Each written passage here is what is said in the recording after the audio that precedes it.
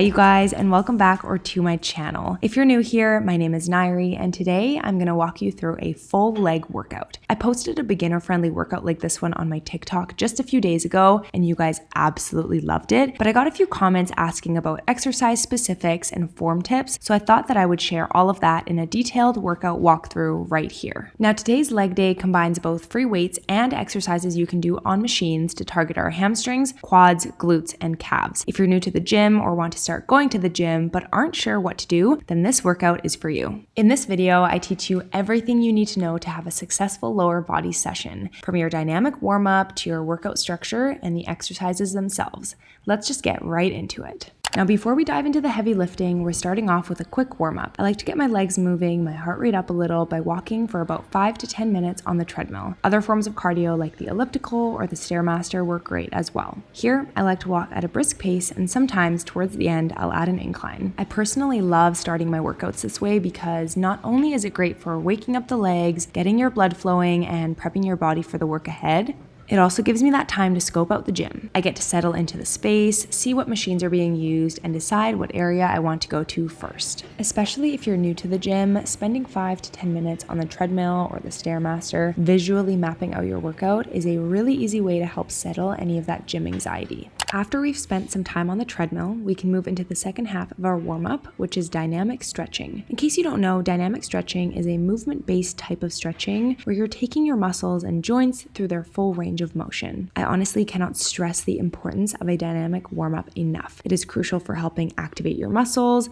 preventing injury, increasing flexibility, reducing the stress on your heart, and improving your overall performance. As you can see, I usually start with leg swings, and I like to do these front to back and then side to side. These really help open up the hip flexors and hamstrings. Do 10 reps on each leg each way and really focus on keeping a controlled range of motion. Next, we'll move into a kneeling lunge to hamstring stretch. Here you want to lean into your forward lunge and then gently push your hips back into a hamstring stretch, reaching for your toes. This is one of my favorite stretches to help activate the hip flexors, quads, and once again, hamstrings. Repeat this movement for 5 reps on each leg, keeping your hips square and core tight throughout. After this, we can move into my other favorite dynamic movement, the deep squat to hamstring stretch. Here, start with your feet shoulder width apart and lower into a deep squat. Then, place one hand on the floor and rotate your torso to reach towards the ceiling with the other hand for a nice thoracic rotation. After completing the rotation on both sides, you can grab your toes and lift your hips for another stretch in your hamstrings. The deep squat is one of the best things that you can do for improved joint mobility and flexibility in the hips, knees, and ankles,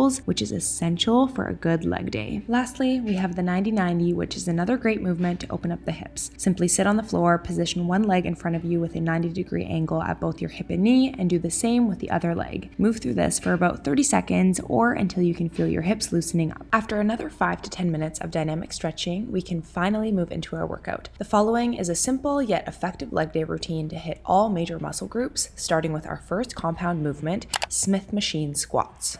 This is a great option for beginners because the Smith machine adds stability and helps you focus on your squat form.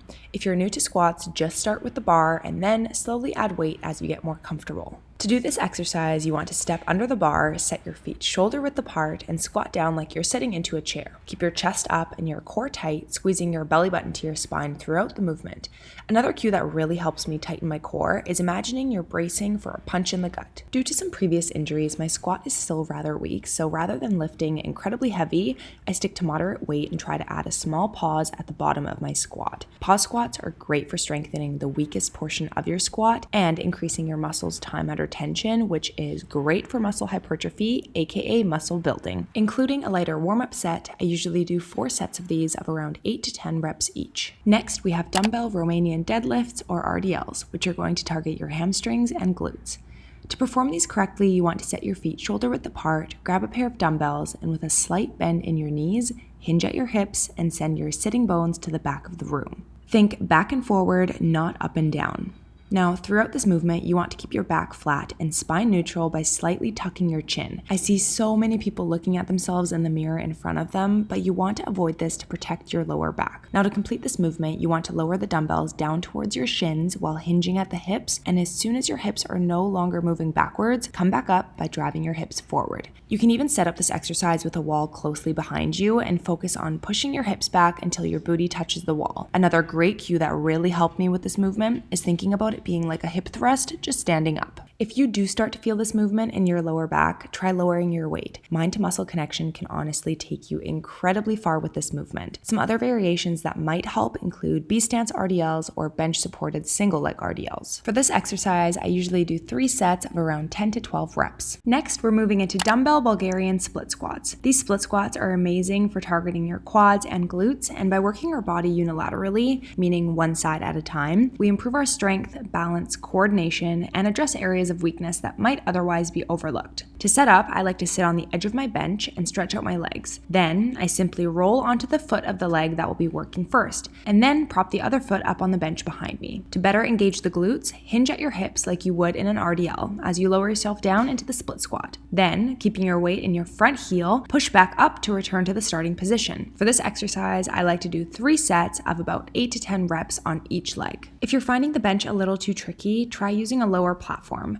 The movement remains the exact same, but the lower platform will give you a bit more support and stability. After split squats, we have lying hamstring curls. As an isolation exercise, and as the name suggests, this exercise is great for fatiguing your hamstrings. You can also isolate your hammies using the seated or standing hamstring curl machines. I just like this one the best. To start, you want to adjust the machine so your knees are aligned with the pivot point, and squeeze your hamstrings to curl the pad up towards your glutes. Slowly lower the weight back down and repeat this for 3 sets of 10 to 12 reps. Something to pay attention to while doing this exercise is pushing your hips into the pads for the entire movement. If your hips leave the pads and your glutes shoot up to the roof, there's a good chance your weight is too heavy. Finally, I like to finish all of my full lower body days with calf raises. You can do this on the machine like me, or with a barbell or dumbbells, or just using your body weight. For this, simply find a platform or a stair and push through the balls of your feet to raise your heels as high as you can. Slowly lower down and repeat for 3 sets of 15 to 20 reps. You want to feel the stretch at the bottom and then squeeze at the top.